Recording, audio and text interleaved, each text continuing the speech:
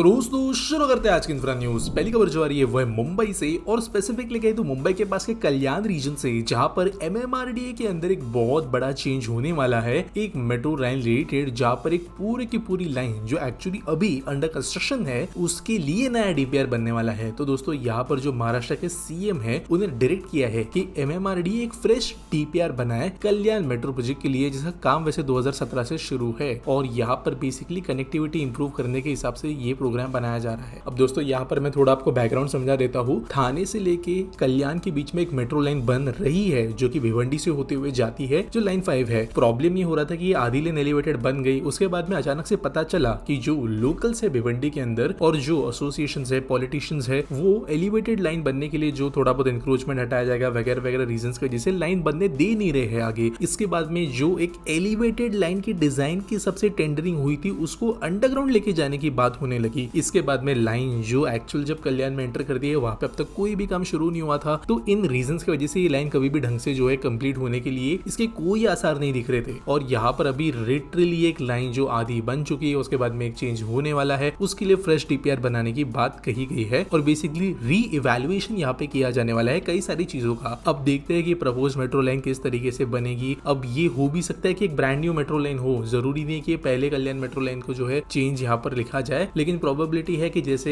जो थाने की circular metro वगैरह है उस टाइप का कोई इंटरनल मेट्रो के ऊपर भी कोई काम हो सकता है, लेकिन जैसे होगा उसके बाद भी जो भी वो पता चल पाएगा। अगली खबर दोस्तों ये मुंबई सेंट्रल टर्मिनस से, जहां पर अगर वेस्टर्न रेलवे के जरिए कोई आता है तो वो मुंबई सेंट्रल टर्मिनस पे मोस्टली एंड होता है। वहां पर यह कहा गया है कि एक मेगा मेकओवर किया जाएगा 1500 करोड़ रुपए की कीमत से। मुंबई सेंट्रल टर्मिनस जो है वो अभी सिर्फ 6 साल दूर है सेंचुरी पूरी करने से, यानी 94 इयर्स पुराना ये स्टेशन है। और यहाँ पे ये कहा गया है कि जो रेल लैंड डेवलपमेंट अथॉरिटी है उन्होंने 32.5 एकड़ का एक स्टेशन प्रेमाइसेस के अंदर का जो इलाका है उसको मॉडर्नाइज और रीमॉडल करने का प्लान सामने रखा है, जहाँ पर देखते हुए rise in footfall, passenger amenities, इन सब चीजों के हिसाब से चीजें ठीक की जाएगी। यहाँ पर साथ साथ जो नए प्लान्स बने हैं उसके हिसाब से कई दूसरे mode of transportation, sky scrapers जहाँ पर हाउसिंग कमर्शियल एस्टैब्लिशमेंट होगी ये भी बनाए जाएंगे, सबअर्बन रेलवे के offices, rest houses, meeting halls, ये चीजें भी बनाई जाएगी। साथ साथ ग्राउंड प्लस 6 स्टोरी की बिल्डिंग जो अभी करेंटली एग्जिस्ट करती है उसको ग्रांट रोड और महालक्ष्मी में शिफ्ट किया जा सकता है। तो एक mega makeover Mumbai central terminus का देखने मिलने वाला है। अगली खबर दोस्तों ये पुणे से, जहां पर सेंटर ने अप्रूव कर दिया है underground extension of PCMC to Swargate metro line, और बेसिकली स्वारगेट से कात्रज जो मेट्रो लाइन है उसको यहाँ पे आगे बढ़ाने का ये काम है। इसके अलावा थाने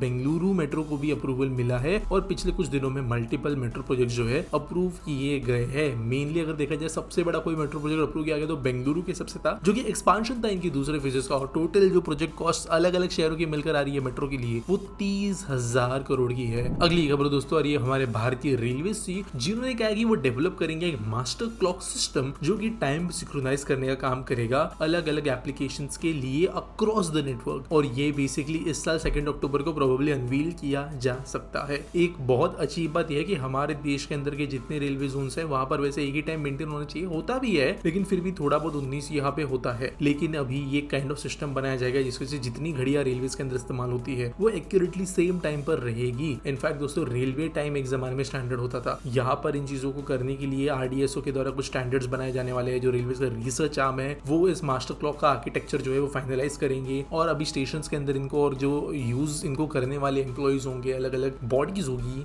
उसके लिए भी सिस्टम बनाए जाएंगे। अगली खबर दोस्तों आ रही है national highway authority of India से, जिसको सेंट्रल गवर्नमेंट ने ये डायरेक्ट किया है कि वो मेंटेनेंस प्रायोरिटाइज करे और नए रोड्स को बनाने पे ध्यान कम दे। तो बेसिकली दोस्तों थोड़ा एक इंटरनल स्ट्रगल चल रहा है, जहां पर फाइनेंस मिनिस्ट्री ने डिसीजन लिया था कि न्यू रोड का प्रोजेक्ट अप्रूवल वो कुछ समय तक रोकेंगे भारतमाला परियोजना के अंतर्गत। ये मेनली एस्केलेटिंग कॉस्ट और फंडिंग कंस्ट्रेंट्स की वजह से किया जा रहा था। लेकिन यहाँ पर अभी गवर्नमेंट का ये कहना है कि जो एग्जिस्टिंग रोड्स है उनका मेंटेनेंस, रिपेयर, माइनर अपग्रेड्स के ऊपर ध्यान दिया जाए और बाद में जो सिग्निफिकेंट वाले काम है उसको धीरे धीरे किया जाए। अब देखते किस तरीके से होगा। अब दोस्तों पैसे जो है पहले से फ्री फ्लोइंग नहीं है और खटाखट की वजह से जो है कहीं ना कहीं पे इश्यूज आ रहे हैं, तो फंडिंग इसी तरीके से हमें थोड़ी थोड़ी डाइवर्ट अप होते हुए नजर आएगी फ्यूचर में भी। अगली खबर दोस्तों और ये बेलगावी सिटी से, जहाँ पर एक हिस्टोरिक ट्रांसफॉर्मेशन होने वाला है, जहाँ पर शहर का पहला फ्लाईओवर कंस्ट्रक्ट किया जाने वाला है जो 4.5 किलोमीटर लंबा होगा। नेशनल हाईवे 48 से लेकर कित्तूर रानी चेन्नम्मा सर्कल के बीच में ये बनाया जाएगा, जो कि वाया डॉक्टर अंबेडकर रोड और केएलई हॉस्पिटल होगा।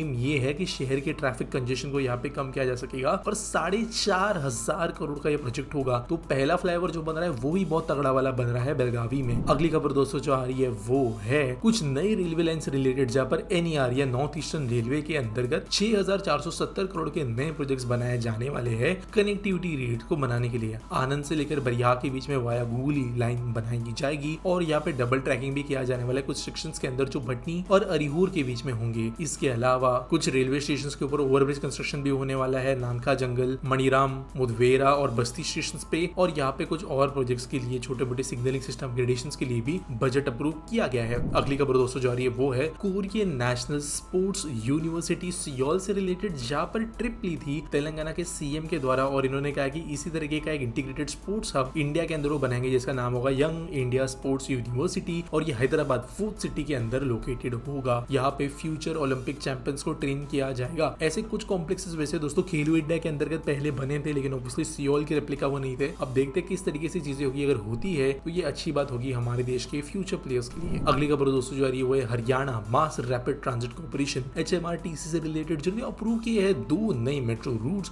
गुड़गांव के अंदर। और यहाँ पे डिसीजन जो है ये एक मेजर पुश देगा मेट्रो रेल कनेक्टिविटी को शहर के अंदर। जो 2 मेट्रो रूट्स है वो भोंसी विलेज जो गुरुग्राम रेलवे स्टेशन है उसके बीच की कनेक्टिविटी बनाएगी और दूसरा जो लाइन होगी वो golf course extension road to sector 5 होगी, जो कि वैसे कुछ दिन पहले अप्रूव की गई थी। तो ये बड़ी न्यूज है गुड़गांव मेट्रो नेटवर्क के लिए। अगली खबर दोस्तों ये हमारे डिफेंस मिनिस्ट्री से, जिन्होंने इनोग्रेट किया है एक new maritime rescue coordination centre Chennai में और यहाँ पे कोस्ट गार्ड स्टेशन भी होगा। यहाँ पे इसके अलावा कुछ कोस्ट गार्ड यूनिट्स भी इनोग्रेट की गई है, जहाँ पर इनका एक एयर एनक्लेव है। यहाँ पे फिशरमैन डिस्ट्रेस इन सी के लिए जो ऑपरेशंस वगैरह किए जाते हैं उसके लिए एक स्टेशन बनाया गया है और मॉनिटरिंग और टेरेस्ट्रियल सैटेलाइट सिस्टम्स के जरिए जो एडवांस कम्युनिकेशन सिस्टम्स है उनको भी इनोग्रेट किया गया है। आज के आस्पिटी सोल के बारे में बात करें तो साकेत श्रवण पूछते हैं why in the newly developed railway station under Amrit Bharat scheme have not a metro like seamless connectivity between door and platform, government should fix the height of platform. तो देखो यार, यहाँ पे पहली बात मैं 2 चीजों में इस सवाल का जवाब दूंगा। पहली बात, अमृत भारत कोई बहुत बड़ी स्कीम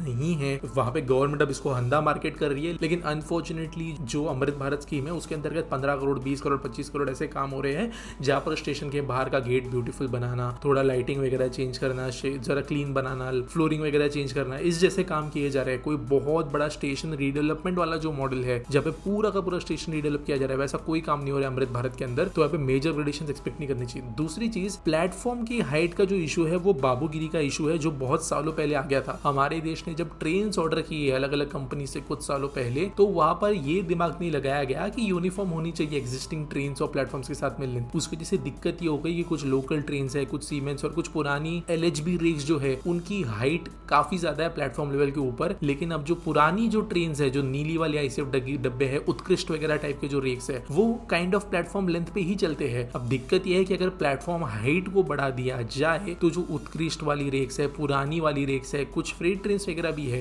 ये काफी वो इन ट्रैक्स पे चल नहीं सकती। वो ट्रेन जो है प्लेटफॉर्म से टकरा जाएगी। अगर लेंथ को कम रखा जाए तो एटलीस्ट जो बड़ी वाली ट्रेन है उसको दिक्कत होगी, लेकिन छोटी वाली ट्रेन भी चल सकती है। तो ये एक काइंड ऑफ आप कह सकते हो कॉमन सेंसिकल मिस्टेक यहाँ पे की गई है, जिसकी वजह से प्लेटफॉर्म हाइट के अंदर इशू आता है। जब तक सारे के सारे पुराने वाले ट्रेन खत्म नहीं हो जाते या एटलीस्ट जो नई ट्रेन आ रही है वो एक प्रॉपर लेंथ के साथ में ना आए, तब तक ये इशू सॉल्व नहीं होगा। गवर्नमेंट अगर हाइट बढ़ाने गई प्लेटफॉर्म की तो उनको दिक्कत आएगी कई सारी ट्रेन को उन प्लेटफॉर्म्स में से पास करने के लिए। उम्मीद करता हूँ आपको सवाल का जवाब मिल गया होगा। आपके पास कोई सवाल है तो कमेंट सेक्शन में जरूर पूछना। बाकी कोई न्यूज सबमिट करने के लिए है तो उसके लिए आपको डिस्क्रिप्शन में एक लिंक मिल जाएगा। मिलेंगे अगले वीडियो में।